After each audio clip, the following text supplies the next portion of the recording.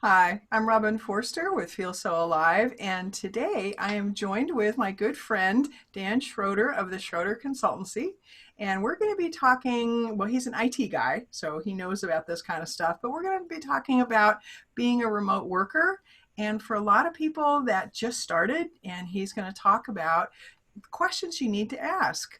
How do you figure it out? So, Dan, welcome. Thank you. We are glad that you are here. And would you tell us a little bit about your background? What brought you to being the IT guru that you are now? Uh, I did a stint in the military right out of high school, and when I got out, there wasn't a whole lot of need for missile technicians. So I fell into the IT bubble and got into it the way that a lot of other people do with picking up the phone and saying, "Thank you for calling Microsoft. How can I help you today?" Um, the weird thing is that I found that I had a passion for using IT to help people. Throughout my career, I've kind of gone back and forth between being the guy in the server room who never talks to anybody and being in some sort of customer service role. As I went on, I found that being an IT technician in the field and running a team of people who do that is really where the passion is, because I can face to face with small business owners, get to know them, and help them succeed in what they're doing. Nice. Okay. And tell us a little bit about the different companies you've worked at, because when you were sharing that with me before, I was just kind of impressed with all the skilling up that you have done through these various different companies that you've worked for. Well, I started out, like I said, with Microsoft. And when I was with Microsoft, I had an opportunity to do some short stints. I kind of got farmed out to places like Disney Interactive, Adobe. There was I spent a few months with Gateway Computer, if you remember them. Oh, yeah. So I had a real opportunity there to learn kind of how things work from a lot of different perspectives. Later, had a long stint with Symantec, and spent a little bit of time at HP doing a really neat project that, if we ever have time, I'll tell you about. Okay, I will look forward to that. um, okay, so what I was thinking about, and part of how this came about, is that when I was working for the county, I retired from juvenile corrections, and then I became a solo entrepreneur. And it was like, oh, where's the copy machine? Where's the supply room? And none of those things were true in my home office. And at that time, my home office was a corner of the family room, because what else do you do? And so I know that there's a lot of questions that people have as they're trying to figure out how to work remotely. Um, and so one of my questions to you to get this kicked off is, what are some of and the reason I'm looking down is because I have some notes, because I want to make sure that I ask you these questions because they're important. So what are some of the major things that a new remote worker will be confronted with, when they try to start their day? And I'm thinking kind of like equipment, phones, all of those just kind of we take for granted when we sit down at our desk at our office. Well, it all starts with the job, right? What is it that you're doing? Are you a graphic designer? Do you need to work with do you need to have big screens and work with large files, or are you a customer service representative who needs to spend a lot of time on the phone? Um, so generally, what we do is when we help somebody set up either a new small business or start working from home for a larger business, is we kind of walk them through their day. What is it that you do? What are the things that you touch? What are the things that you use? And then we go from there. For instance, a graphic designer is going to need a lot more bandwidth than somebody who's just working on a phone and filling out a spreadsheet. Um, Somebody who is using a specialized piece of equipment or maybe doing mailing, that person's going to need a printer. That person's going to need a scale and all of the other accoutrements to do mailings. So it really starts with what it is that you're doing.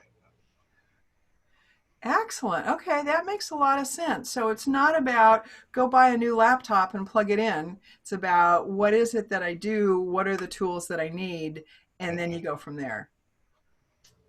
Okay, and one of the things you and I were talking about before that I hadn't even thought about was the whole phone calling customers, they're calling you. You were saying that there's a couple of different ways to deal with that. And would you share that with us?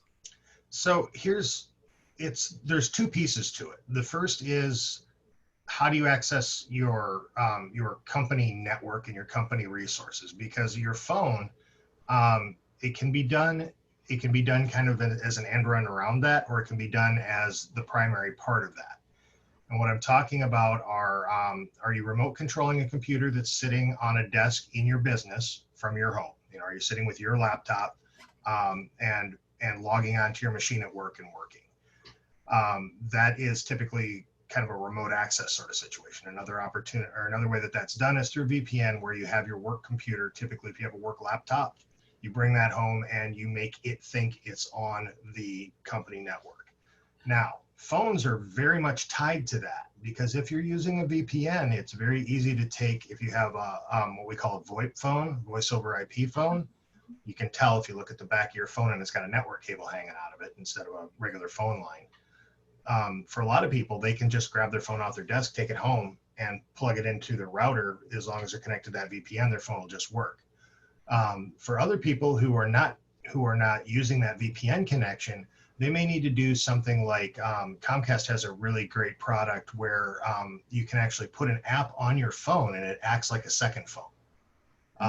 And that way, when you make calls out, it comes from your business number. People calling into the business number, it gets routed forward to you.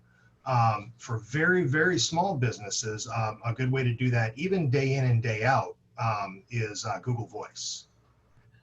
Oh, interesting. Okay, so there's some choices here depending on if you're with a small business or if you're with a large company, corporation, and you're working remotely. Yeah. Excellent. But it's so good to know what the questions are and what some of the answers to those questions, so we know how important they are. So I've, yeah. I've always I've always found that if you think about what it is that you're trying to accomplish first, and then plan out a strategy, and then set it down, leave it alone, don't think about it for half an hour, 45 minutes, and then look at it again, you're going to have a really good opportunity there to say, oh yeah, I need a printer at home, or oh yeah, it'd be a really good idea if I had a trackball, because my particular piece of CAD software works better with those than it does with a mouse, that sort of thing. Nice. Yeah, I found something similar for me is I keep a clipboard because when I'm doing something and I run into friction, it's like, why is this a challenge? What is it that I'm missing? Just like you're saying, trying to figure out what the outcome is that I want. And I'll write that down on my clipboard and do exactly what you're saying and then set it aside and then come back to it. And a lot of times I can figure out what that is because it's not IT issues. It's more of like rearranging my environment. Okay, so let's see. Next question is, let's see. You've done a really good job answering these questions. Oh, I know. It's about safety.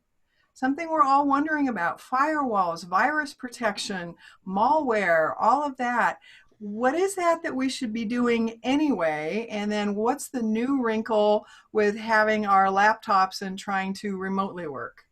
So here's the thing. If you're using a VPN connection into your business, that's you would know that you're using a VPN if you turn on your laptop and then you go down and you hit a little like SSL connection. There'll be a little app that you run where you put in a username and password, and then you can access your business. Um, if you if you are accessing via a website, that often, and if you're doing remote access, you're going to recognize the names, whether it's LogMeIn or whether it's TeamViewer, or those are applications that allow you to remote control a computer, right? Okay. If you're remote controlling a computer, there's very little that you have to worry about security. Basically, it all runs over a secure link over HTTPS, and it's a non-issue. It's baked into the product. With the VPN, your IT team, whoever that is, whether that's a guy like me who comes by twice a week, or whether you have somebody dedicated, that person is going to be able to, when they configure it and they make it work, they're going to bake in security. So for your home business, typically, unless you are dealing with maybe HIPAA information or something sensitive, maybe you have people's credit card numbers that you're running from home. Unless you're doing that, generally it's something it's somebody else's problem. Hmm. If you are doing, something with medical records or something with financial records, or you have somebody's social security number, in that case, then you're going to want to make sure that you have a good, solid, stateful firewall in place at your place of business and at your home, right? Um, that is a little bit complicated, and honestly, it's not something that you can go buy a box and plug it in. It's something where you're going to need a little help, and that's where it's a good idea to bring somebody in who knows about security. But unless you're doing those things, put some antivirus on your machine, and it's all going to be fine. Oh, nice. Thank you for presenting the whole range because I Mhm. like to know kind of like what the whole menu is so I know which parts I want to pick and choose from or freak out over, depending. Um, let's see. Okay. And is there anything else on the technology side that you can think of or that we should be aware of that we haven't covered? The big thing is make sure that you have antivirus on your computer. And lately, some of the free ones are better than nothing. They're actually not too bad. But the commercial packages that you see out there that everybody knows about, whether that's McAfee or Norton or whatever, they do a good job. Um, Running without it, and recently I've seen a lot of people with Macs who are still running without it because they still believe that Macs aren't susceptible. Mac OS runs on Linux. Linux has viruses, Oh, so it is you're not free and clear if you're running a Mac. But is there that's any the first most important thing you need to be thinking about. Do you have a good solid antivirus? and any suggestions for Mac users? What are your top three preferences? Um, I like ESET. I like Bitdefender. But again, the ones that you can buy in a box at Staples are just fine. And if you're on a budget, Avast is not a bad solution. It's free. It's a little heavy, but it does the job. Excellent. Well, Dan, thank you so much for taking time out of your day because I know it's kind of crazy with you trying to help all your businesses get set up remotely. But thank you so much for your time. I think everyone's going to find this to be very helpful. I know I did. And we're going to go ahead and stop the recording here. And thank you very much. All right, good. Yeah, I feel a whole